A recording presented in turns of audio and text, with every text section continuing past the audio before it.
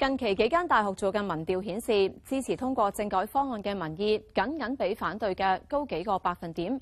如果就咁將呢一個政改方案交去立法會表決，無論通過抑或否決，相信都會引嚟極大嘅震盪。一直以嚟，泛民能夠同中央坐低就政改交換意見嘅次數，真係一隻手都數得晒。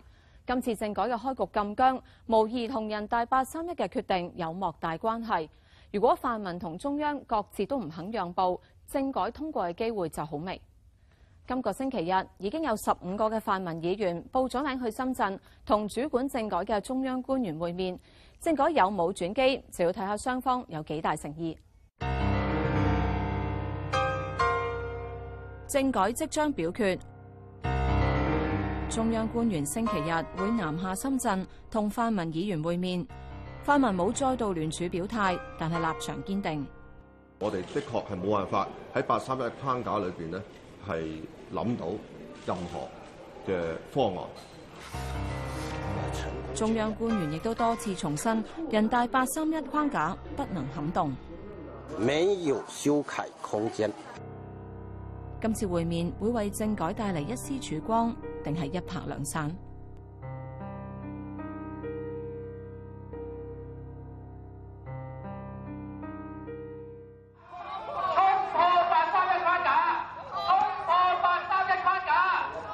過去幾個週末，泛民主派喺各區以唔同形式向市民宣傳反對袋住先。特區政府喺政改最後階段安排全體立法會議員到深圳，同港澳辦主任黃光亞、基本法委員會主任李飛以及中聯辦主任張曉明討論政改。泛民議員對呢一次遲嚟嘅見面能夠有成果並唔樂觀。寄望泛民主派議員呢，就唔應該有懸念。我睇唔到中央政府係想同我哋一齊去處理個問題。我哋說服佢，或者佢哋又說服我，嗰個機會其實係好細嘅。對比2010年政改表決前1個月，當時民主黨主席何俊仁連同劉慧卿、張文光到中聯辦同副主任李剛見面，被譽為係中央同泛民嘅破冰之旅。民主黨之後舉行特別黨員大會，通過支持包含超級區議會方案在內嘅政改方案。現在付諸表決，最終喺民主黨同民協支持下，政改方案獲得通過。我覺得即係大家唔好諗住話上次都係咁，今次會再嚟。但我覺得個情況已經唔同咗咯。民主黨前主席楊森係當時民主黨政改工作小組嘅成員之一。佢話：當年早喺會面前3個月，中央已經派人同佢哋接洽，情況同今次有天淵之別。中央將嗰個特首選舉咧，佢睇成一個即係國家安全。咁泛民要一個真普選咧，佢睇成一個分權。而家中央俾我覺得嘅睇法咧，就係即係一國一制咯，就唔係一國兩制。喺政改諮詢期間，基本法委員會委員陳弘毅先後提出符合人大831框架下嘅迴旋空間，好似捆綁提名制以及白票守尾門等方案，但係可惜一律不被採納。我覺得唯一係可以去探討嘅就係即係日後嗰個提名委員會嘅優化嘅空間，因為呢個優化空間係可以通過本地立法咧係去實現嘅，就唔需要咧係涉及到要改呢個831決定。面對中央鐵板一塊，佢最近建議特區政府押後到2016年立法會選舉之後，先至將政改方案提交立法會表決，等選民用選票去表態。市民喺2016年嘅選舉考慮到普選嘅呢啲嘅爭議，而去選出一個佢哋支持嘅立法會議員，由佢哋去再處理呢個政改問題咧，即係我覺得係最符合民主原則。熟悉國情嘅時事評論員劉銳紹認為，領導人最着緊嘅係確保對香港嘅控制權，唔會在乎政改係咪能夠通過。從習近平上台做總書記之後，佢會覺得2017就係中央話語權同決策權嘅一個保衛戰。咁如果喺呢個問題上邊咧放鬆咧，就會起咗連鎖嘅對官方不利嘅效果啦。泛民議員去年2次同中央官員見面，就政改交換意見，最終都不歡而散。劉銳紹預料今次亦都唔會有實際嘅成果。佢哋覺得咧，既然而家要打場民意戰，你多做一啲嘢對官方冇傷害，反而係可以創造咗官方繼續去壓泛民嘅一個本錢。中國同外國談判好多情況就係咁嘅啫嘛，以一種軟包裝嚟包裝硬立場，咁樣從而咧去令到泛民係更加失去支持啦。我宣布議案獲得本會全體議員2/3多數通過。蔡業議員，香港嘅民主權利被剝削。2010年政改表決喺最後關頭峰迴路轉，今次政改奇蹟會唔會再現呢？呢個民主未必係最理想嘅民主，但係即係喺香港呢個一國兩制呢啲限制之下，似乎係即係我哋目前嚟講可以實現到嘅一種民主。過咗我哋對唔住自己先，即係你如果從政咁你嗰個政治嗰個良心，即係我哋千祈唔好為咗一個議席就放棄呢一個，即係唔好為咗個樹木放棄咗個森林咯。建制派裏邊嘅溫和人士係提咗好多方案，而係北京咧係一個一個嘅推翻嘅喎。咁而北京除咗話白皮書裏邊嘅內容，除咗831嘅方案嘅界線提咗出嚟之外，官方又提過乜嘢其他嘅界線呢？2017普選係咪一定得？星期日嘅會面能唔能夠成為破冰之旅，取決於泛民、建制、特區政府同中央嘅政治智慧。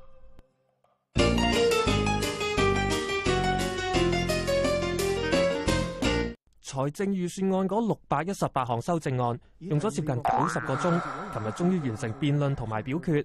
今次審議嘅時間比上2年都快得多，建制派議員都讚係主席曾鈺成嘅功勞啊！今次主席咧比較理性地咧，已經就有關同事們提出嘅一啲嘅修正案咧，作出適當嘅剪裁。係時候咧，我哋要發出怒哮，要反彈嘅時候。咁好巧，齊輯到5月尾就搞掂晒。我哋希望明年啊，繼續可以有咁嘅安排，令到泛民議員繼續可以提多啲傻仔修訂啦。照做，2007年俾人鬧過噶咯。其實自從2013年開始，幾位被視為激進嘅民主派議員都對預算案提出大量修正案。不過我旁邊可發現呢個絕招好似威力大減喎。喺2013年，總共有710項修正案，用咗超過90個鐘辯論同埋表決。到咗2014年，主席曾鈺成運用議事規則賦予嘅權力，將近2000項修正案縮減成960項，就用咗近130個鐘。到咗今年，曾鈺成又將近4000項修正案縮減為618項，用咗唔夠90個鐘頭就完成啦。水務署好似我未講，衛生署我都好似未講。人民力量嘅陳志全雖然提咗近200項修正案，都冇俾曾主席裁減，但係主席將修正案合併辯論，令佢好多修正案都冇時間發言。加上主席又將點算人數嘅時間計入埋議員發言時間之內，你有張良計，主席有過牆梯，難怪陳議員都大嘆冇符啦。一年比一年，即係我哋嘅技術純熟，但係曾鈺成處理呢個所謂拉布戰嘅經驗亦都越嚟越成熟。以前黑傷拳先傷己後傷人，但係傷咗己，而家都未必傷到人嘅時候咧，就真係要諗下有咩更好嘅方法啦。泛民議員雖然今次冇參與拉布，但係對於政府處理撥款嘅方式，亦好唔滿意。將警務處增購水炮車嘅撥款納入預算案裏邊，運用行政霸權，逼令我哋立法會冇辦法就某一啲嘅撥款係作出審議。水炮車個申請，我哋喺度辯論好多次，但官員係從來冇回應過我哋所有任何一個辯論。蓮塘香園圍嗰個即係急切性啦，希望能盡快咧係能夠撥過呢個撥款。財政預算案審議結束之後，另一個拉布嘅戰場亦都即將展開。原因係政府冇跟一貫嘅做法，將早前被泛民佔多數嘅公務小組否決嘅蓮塘香園圍口岸工程撥款重新研究，而係直接交俾建制派佔優勢嘅財委會審議，令泛民議員好激氣。係咪政府只係能夠接受擁護佢嘅結論，但係批評反對佢嘅結論，佢就完全係唔會遵守？其實大家會問，點解我哋仲要開公務工程小組委員會咧？點解唔取消咗佢咧？不過建制派議員就唔係咁睇啦。佢而家再俾翻財務委員會，呢個係合乎議事規則，過唔到之下坐喺度嘅。喺咁情況下，我相信香港市民亦唔接受。政府為咗通過蓮塘香園圍口岸嘅工程撥款，不惜抽起啟德體育城項目，防止議員可以利用呢個項目嚟拉布，令撥款可以更快通過。但代價就係令到行政立法關係雪上加霜，真係唔知值唔值得啦。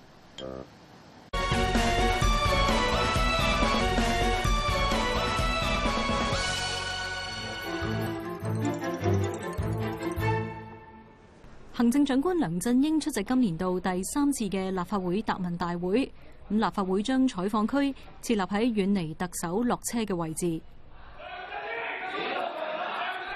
而泛民議員就喺議事廳外擺放咗近100隻寓意政改方案係指鹿為馬嘅紙牌抗議。新民黨嘅葉劉淑儀就鞠躬歡迎特首進入議事廳。會議廳嘅議員停止喧譁。答問會一開始，梁振英就呼籲泛民議員要珍惜同中央官員會面嘅機會，又呼籲佢哋尊重民意，通過政改。立法會都有角色。我建議泛民議員呢委託民意調查機構去問一問呢個問題。如果政府呢個政改方案被立法會否決，負最大責任嘅係乜嘢人？我認為呢個問題係好值得問嘅。主席有人用紙做咗一隻鹿，然後喺上面寫咗個馬字。其實捉到鹿要識脫角，現在就係脫角嘅時候。泛民嘅馮檢基就反擊，咁只係梁振英唔尊重民意。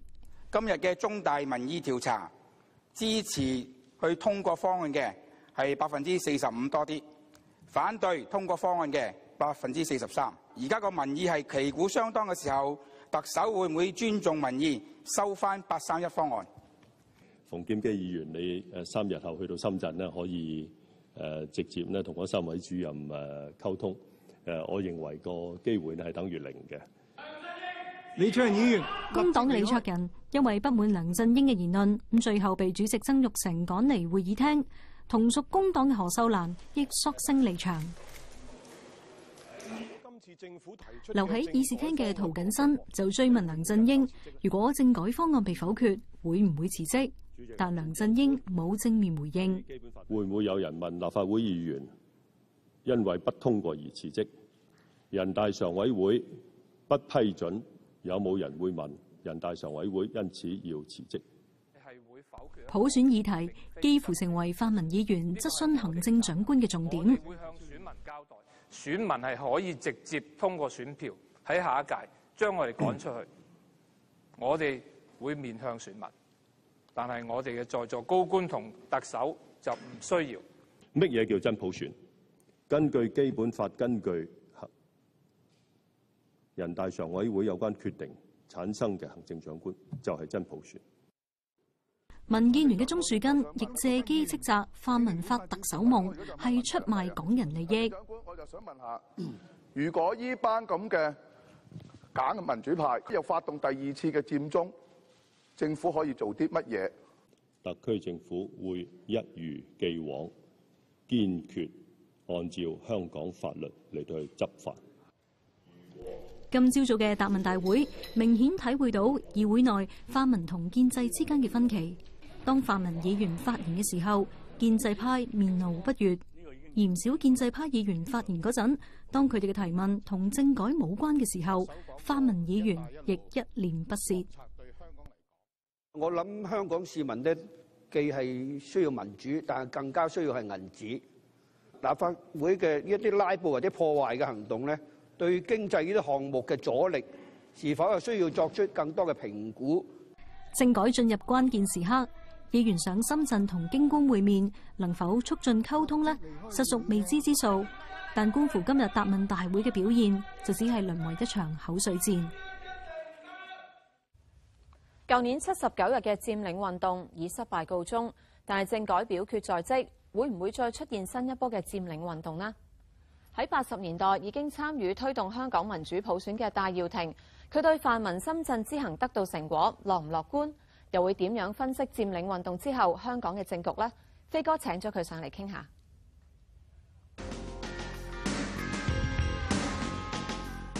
我今日嘅嘉賓咧係佔中三子嘅戴耀廷教授，歡迎你嚟議事論事啦。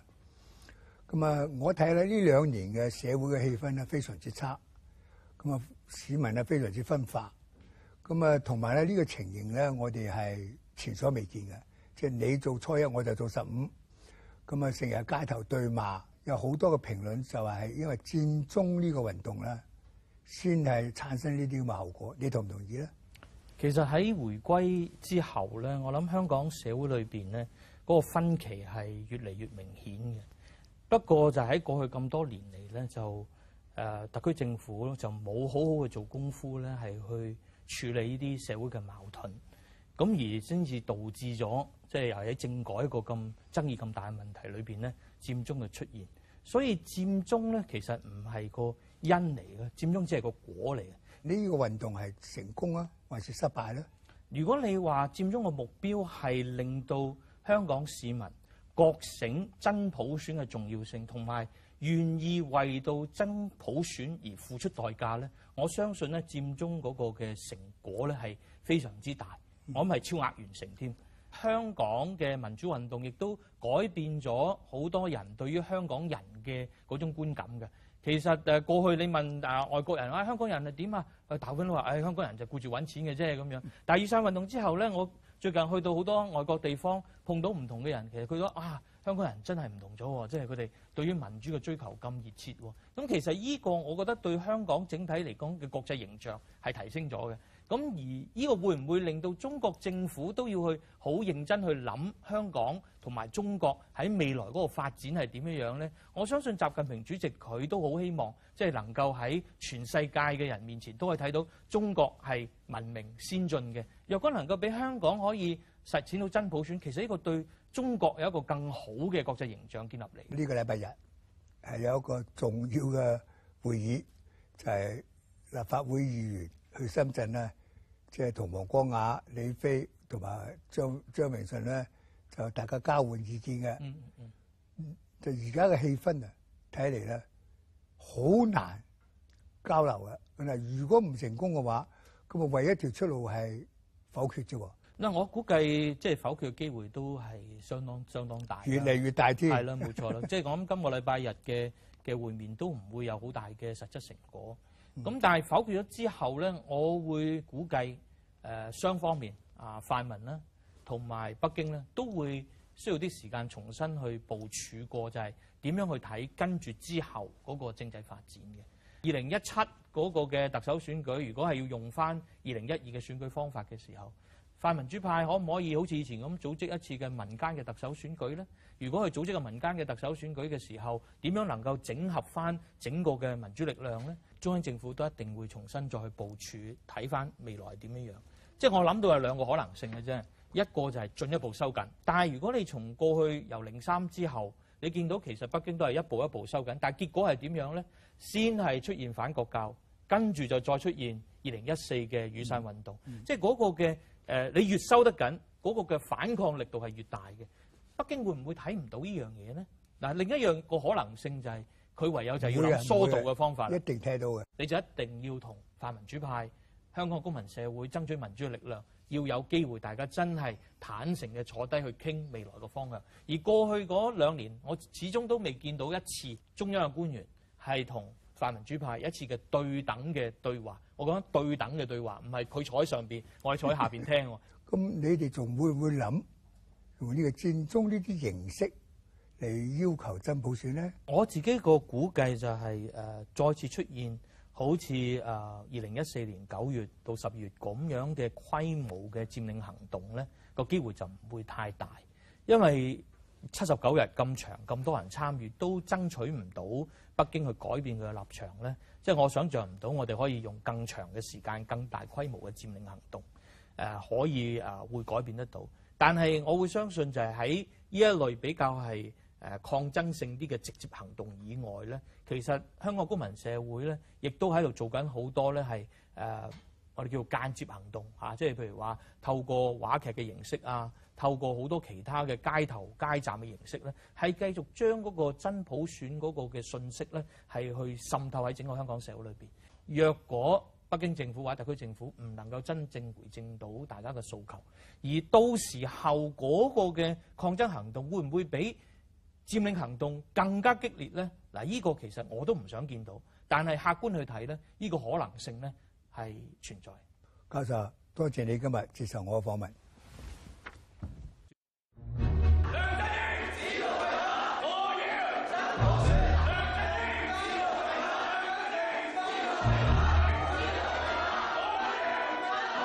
70位立法會議員都要向全社會負責，向歷史負責，先至叫做真普選。100幾年嚟咧，其實呢個其他議員喺政黨作指責。